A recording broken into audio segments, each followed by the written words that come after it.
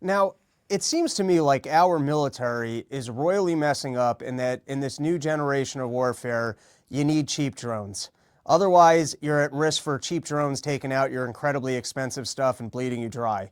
And from what I'm hearing, we're in this environment now where we're starting to deplete stockpiles from what they have out in the Pacific, and we've got these incredibly expensive missiles. And what happened to our U.S. war manufacturing that, one, we just seem to be behind the eight ball on having cheap drones to conduct warfare, and that we've got all this extremely expensive military equipment? And how is this? I mean, we're spending, Trump's budget is over $1 trillion. Now he's asking for an extra $500 billion. How do we have such depleted stockpiles? It just seems like with all the money being spent in our military, the fact that we don't have gear that better suits kind of the modern environment where you don't need all this expensive stuff, like that we're not craftier, and two, that even of the expensive stuff that we have such slow turnaround times and small stockpiles. What happened here that we seem to be in such a bad military manufacturing state?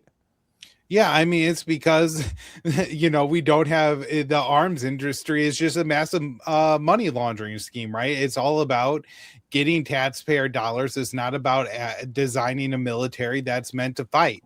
That's why when you look at the production of, THAAD or Patriot missiles, it's a couple dozen a year. It's maybe 100 a year.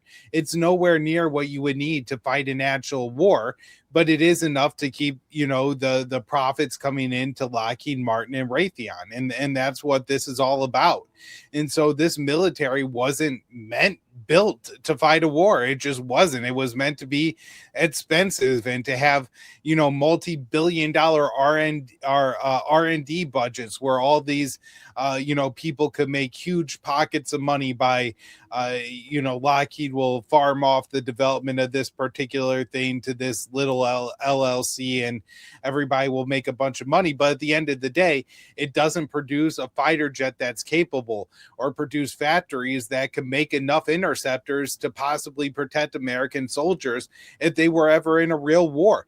And I mean, look, Robbie, we're in a war right now with Iran, a country that's broke, a country that was battered in a war just 6 months ago. I mean, imagine if this was a conflict with China or Russia, right? It would be unreal how unfit our military would be for actual combat. We have 2 aircraft carrier strike groups in the region. Most of our air defenses are in the region. A lot of our fighter jets, we're using our advanced bombers, and we're not breaking the back of the Iranians. And so, look, this is the clearest example of that. Our military was never actually built to fight a war. And as you said, the math just doesn't work. Interceptors are more expensive than offensive missiles. And so when you have the trade-off here, Iran is always going, with every exchange, Iran is winning 10, 20 to 1 as far as the dollar value goes, even if the interceptor works and shoots down the missile.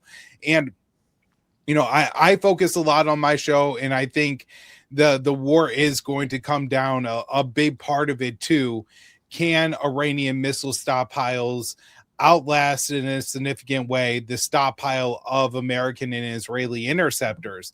But there's other factors too. I mean, Pete Hegseth was talking about how we're close to having air dominance over Iran and we'll just be able to fly over their skies all day long. That may not be true. Iran may not be able to shoot down fighter jets, but they're going to be able to shoot down Reaper and Predator drones. Ansar Allah could do it all the time in Yemen. Iran will be able to figure out how to do it. It's not that hard. They don't move that fast. The technology is there and widespread. And fighter jets, they need maintenance and a lot of it. And you wouldn't think about all the different things that need to be replaced every few flights for a fighter jet.